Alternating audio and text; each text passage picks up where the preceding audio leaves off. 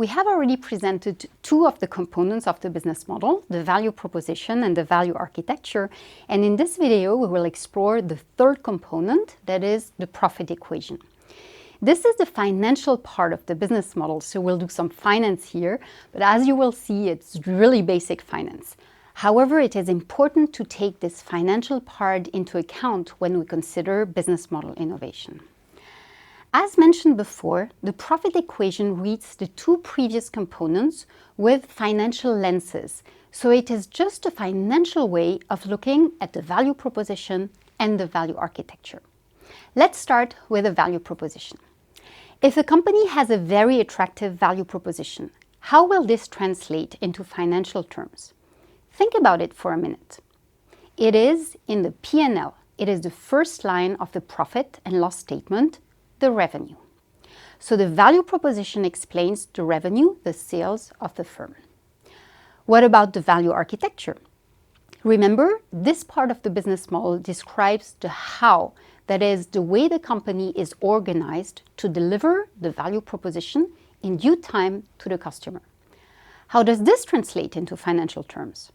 Well, the value architecture explains both the cost structure and the capital employed. Let me now detail those two items. Costs include all the costs incurred by the company, such as salaries, invoices paid for raw materials, production, energy, transportation, and so on. But the value architecture doesn't only imply costs. To run the company, you also need machines, trucks, computers, inventories. All this together is called the capital employed. Capital employed recovers several items that you can read in the balance sheet of the company. First, factories, machines, trucks. Those are called fixed assets. But there is more than just fixed assets in capital employed.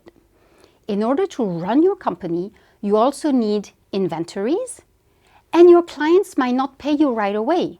Those are accounts receivable. On the other hand, you in turn might not pay your suppliers right away, so this will lower the amount of money you need to run your company.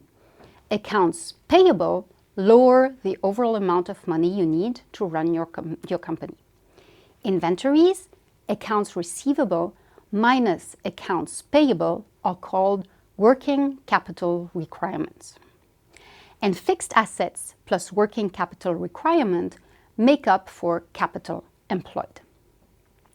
For example, if a company decides to close a factory and to outsource manufacturing, that is, to have its products manufactured by another company, then the level of capital employed will be lower. Indeed, the factory, with all its machinery, represents a high level of capital employed. So the value architecture explains the cost structure and the level of capital employed, and the value proposition defines the revenue. The overall message of the business model is that in order to create a profit, value proposition and value architecture need to be aligned. In our next video, we will explain this in details and give some examples.